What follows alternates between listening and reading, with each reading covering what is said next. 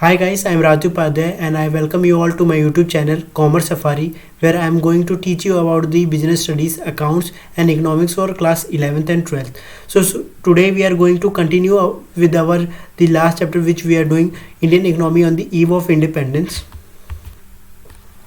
So the first topic that come to us is about the demographic condition. तो देखो अब demographic condition मतलब क्या होती है, ठीक है। डेमोग्राफिक कंडीशन मतलब ये होता है कि एक कंट्री की टोटल पॉपुलेशन पे क्या इफेक्ट पड़ रहा है हर चीज़ों का, ठीक है। जैसे अगर हमारे यहाँ जो पहले जो रिकॉर्ड किया गया क्या हेल्थ सेंसस, ठीक है, कि अपनी जो कंट्री की पॉपुलेशन है उस पर क्या इफेक्ट पड़ रहा है, ठीक है। तो अपने फर्स्ट सेंसस रिकॉर्ड किया था 1881 में, ठीक है। तो पता है इससे क्या रिजल्ट हमें देखने को मिला कि जो अपनी जो पॉपुलेशन रेट थी, ठीक है, वो भी बहुत ज़्यादा हाई थी, रेट थी वो भी बहुत ज़्यादा हाई थी, ठीक है। और जो अपनी डेथ रेट थी वो भी बहुत ज़्यादा हाई थी, जो अपनी डेथ रेट थी वो भी बहुत ज़्यादा हाई थी, ठीक है। अब समझो कैसा, अब देख लो भाई कैसी कंडीशन थी 1881 में अपनी, ठीक है। 1881 में अपनी देख लो कंडीशन कैसी थी, ठीक है। जो अपनी पॉपुलेशन रेट थी और जो अपनी डेथ रेट थी दोनों एकदम मैक्सिमम लेवल पे थे अपने, ठीक है। अब भाई बात आती क्यों थी, देखो अब एक सिंपल सी बात यहाँ मेरी याद रखना कि देखो ये दोनों इसलिए हाई थे ना क्योंकि हमारे पास जो इंफ्रास्ट्रक्चर था अपनी एकदम बेकार था, ठीक है। वो तो अपने पास कुछ भी नहीं था, हॉस्पिटल्स भी नहीं थे, अगर कोई बीमारी भी आ जाती तो लोगों को पता ही नहीं हमें हो क्या रहा है, ठीक है। अनअवेयर थे टोटली, ठीक है। तो उन्हें कुछ भी नहीं पता था कि भाई हमारे संग हो क्या रहा है, तो इसीलिए वो टोटली अनअवेयर थे। तो अगर जैसे मान लो किसी को भी अगर डेंगू भी हो गया तो उन्हें डेंगू का भी नहीं पता चलता था, ठीक है। उन्हें डेंगू का भी नहीं पता चलता था कि हमारे संग हो क्या रहा है, ठीक है। तो इसीलिए उनकी डेथ हो जाती थी और जो पॉपुलेशन रेट थी वो भी बहुत ज़्यादा हाई थी, ठीक है। तो देखो अब क्या हुआ, अब आया टाइम यहाँ से थोड़ी चेंजेस होना शुरू हुए 1921 में, ठीक है। ये इसको हम बोलते हैं डेमोग्राफिक चेंज भी इसको बोलते हैं, ठीक है। डेमोग्राफिक कंडीशन भी बोलते हैं, डेमोग्राफिक चेंज भी बोलते हैं। तो देखो अभी यहाँ पे क्या हुआ, यहाँ पे ये शुरू हुआ ना कि जब ये 1921 निकला, ठीक है। तो यहाँ पे क्या हुआ ना, जो अपनी पॉपुलेशन रेट थी, ठीक है, वो तो हाई थी तभी भी अपनी जब यहाँ पे कलेक्ट किया गया डेटा तो वहाँ तो हाई थी, पर जो अपनी डेथ रेट थी वो थोड़ा कम होने लग गई, ठीक है, क्योंकि पीपल थोड़े अवेयर होने लग गए थे तब, ठीक है। जो अपनी पॉपुलेशन रेट थी वो तो हाई हुई पर जो अपनी डेथ रेट थी वो थोड़ी कम हो गई। अब इतनी बात समझ गए ना, देखो इतनी बात तो क्लियर हो गई। अब देखो पर कुछ चीज़ें थी, जैसे अपना पहला लिटरेसी रेट, ठीक है। लिटरेसी रेट में था कि अगर एक बंदे ने अगर पढ़ाई की है 7 साल की उम्र तक, ठीक है, तो उसको हम लिटरेसी, ठीक है, वो एक लिटरेट पर्सन कराएगा, ठीक है। तो इंडिया की जो लिटरेसी रेट थी भाई वो आप यकीन नहीं करोगे लेस देन 16% थी, लेस देन 16% तब के समय पे, ठीक है। और चलो ये तो टोटल पॉपुलेशन, ठीक है। और जो ह्यूमन की थी, जो लड़कियों की थी, वो 9 से भी कम थी, सोच लो 9 से भी कम थी उनकी जो लिटरेसी रेट थी, ठीक है। जो लिटरेसी रेट थी अपनी वो इतनी ज़्यादा कम हुआ करती थी तब, सोच लो सिर्फ 16%, ओनली 16%। आज के टाइम पे इंडिया के 74% है, ठीक है। 74% आज के टाइम पे, प्रेजेंट के टाइम पे अपनी ये लिटरेसी रेट है प्रेजेंट के टाइम पे, ठीक है। देख लो तब की क्या अपनी कंडीशन थी, ठीक है। देखो अब मेन सवाल आते भाई अपने ये सब कंडीशन हुए कैसे, जैसे मैंने स्टार्टिंग में आपको बता दिया कि भाई मेन रीज़न यही था कि अपने पास जो इंफ्रास्ट्रक्चर था वो बहुत ज़्यादा बेकार था, अपने पास हॉस्पिटल से नहीं थे, अगर हॉस्पिटल से तो वहाँ पे बेड्स की सुविधा नहीं थी, ठीक है। जैसे अभी हमने कोरोना वायरस में भी देखा, अपना कंट्री डेवलप होने के बावजूद भी हमें इतनी सारी चीज़ों की फैसिलिटीज़ हमारे पास नहीं मिल पाई, ठीक है। जैसे बेड की कमी हो गई थी, ठीक है, ऑक्सीजन की कमी हो रही थी।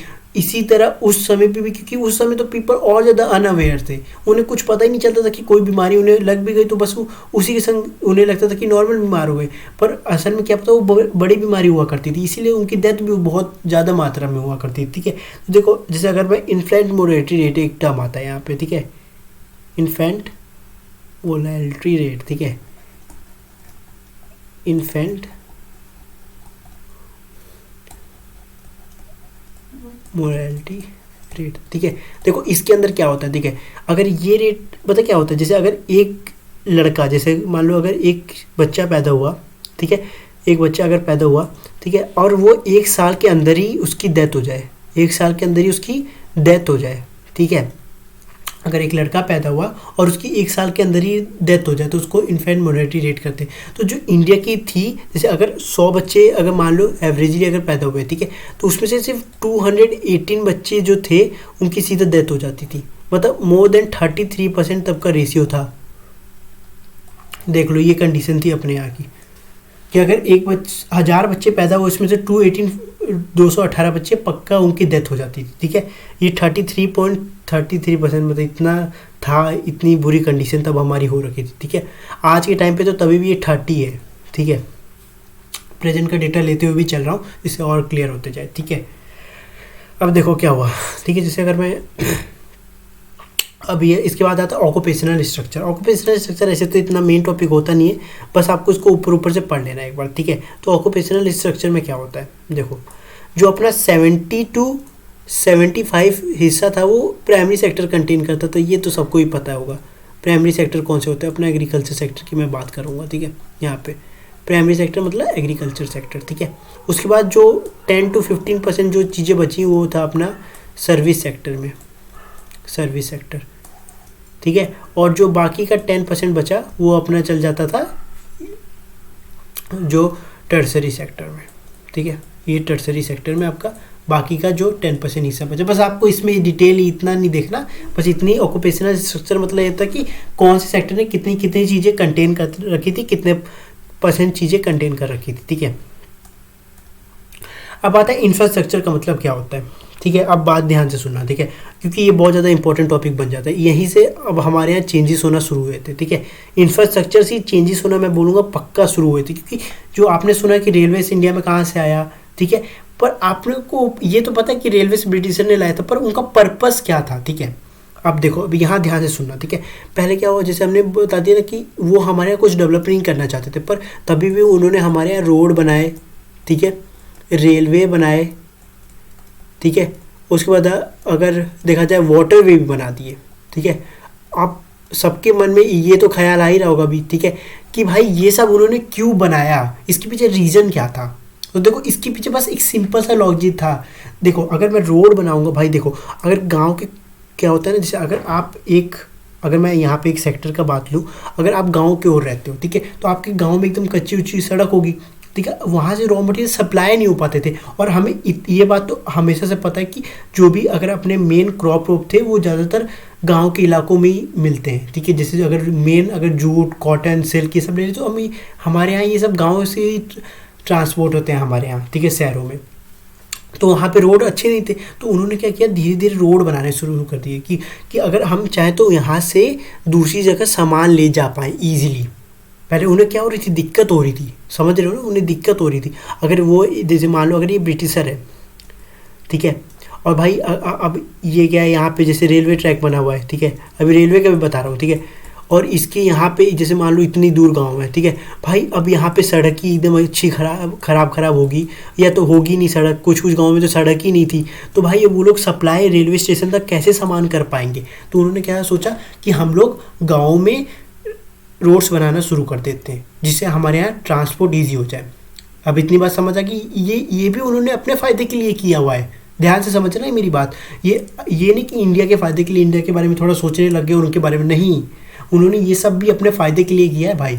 देखो, उन्होंने जो रोड्स बनाए यहाँ पे वो भी अपने फ़ायदे के लिए बनाए हैं, खुद के फ़ायदे के नहीं, अपने फ़ायदे के लिए बनाए, ठीक है, कि भाई यहाँ से जो भी सामान हो ईजिली ट्रांसफ़र कहाँ हो जाए, अपने रेलवे स्टेशन पे। चलो ये बात होगी क्लियर, ठीक है। अब देखो, अब जो रेलवेज़ बना, ठीक है, जो ये रेलवेज़ बना ये किस लिए बना, ठीक है।